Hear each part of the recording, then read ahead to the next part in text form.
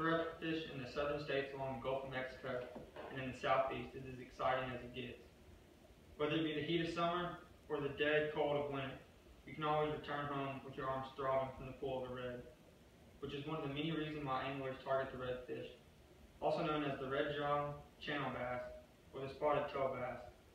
First, let's get to know a little bit about the red drum. Redfish can be found in almost any environment or any type of body of water, ranging from saltwater to brackish water. It can be anything from a 3-foot wide canal that's way back in the low country, a shallow marsh flat that's the size of 3 football fields and 8 inches deep, a tidal bay ranging anywhere from 3 to 30 feet deep, all the way out to the Gulf of Mexico and anywhere in between.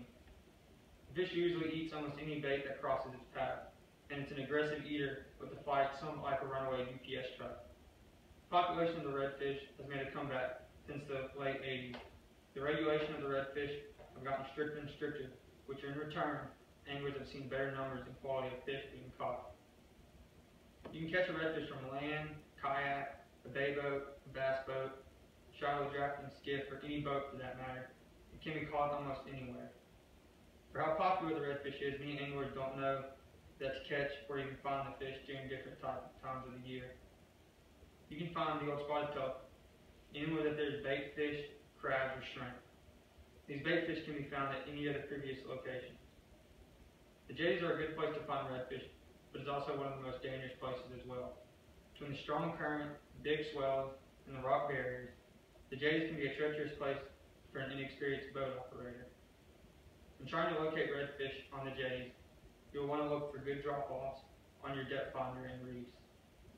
Early in the morning, you can spot redfish swimming along the jetty wall, and you can cast a mullet imitation bait like a rattle trap in front of the fish and catch many that way.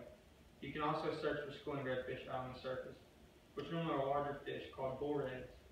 These fish usually travel in small groups and are fast, but a good cast of a surface bait or a swim bait, you can usually have a fun day of catching big reds. Bays, lagoons, and lakes are normally the halfway point between the marsh and the Gulf of Mexico, and is usually what the marsh drains into during low tides and colder months. Bays and lakes are probably the most popular areas when fishing for redfish, and it's easily accessible and less treacherous as the jetties. When fishing these areas, you will want to locate drop-offs, points, reefs, and areas where the marsh turned into it, like a canal. You want to fish on the bottom with the soft plastic lure imitating a shrimp or bait fish. When fishing the marsh drains, it's best to do this on an outgoing tide, because the redfish will stack up on the drains, waiting for bait to leave the marsh with the tide. Cast your lure into the canal, working it down into the bay with the tide. You should be able to land a few fish this way. During colder months, the fish work their way to the surface chasing bait. You can usually locate these fish by looking for seagulls diving in the water for the bait that the fish have pushed up to the surface. Which at this point, you cast your lure at the bait, and almost instantly you'll be hooked up and feel the brute strength of a redfish. The backwater estuaries of the marsh is probably the less pressured of the previous locations due to the extreme shallows and endless maze-like terrain. For those of you that venture into this area, they are rewarded with a countless number of fish and go without seeing another boat they call dead. When fishing the marsh, you will either want a kayak or a shallow drafting skiff with a good pair of polarized sunglasses, since the majority of the fishing in the marsh is sight fishing due to the water depth. When fishing, you will want to look for a number of things, such as redfish, tailing, a head weight, and you can even see the fish swimming in the water. When you do see a fish, you'll want to make a cast with a shrimp or crab imitating bait in front of the fish so that the fish can see the bait.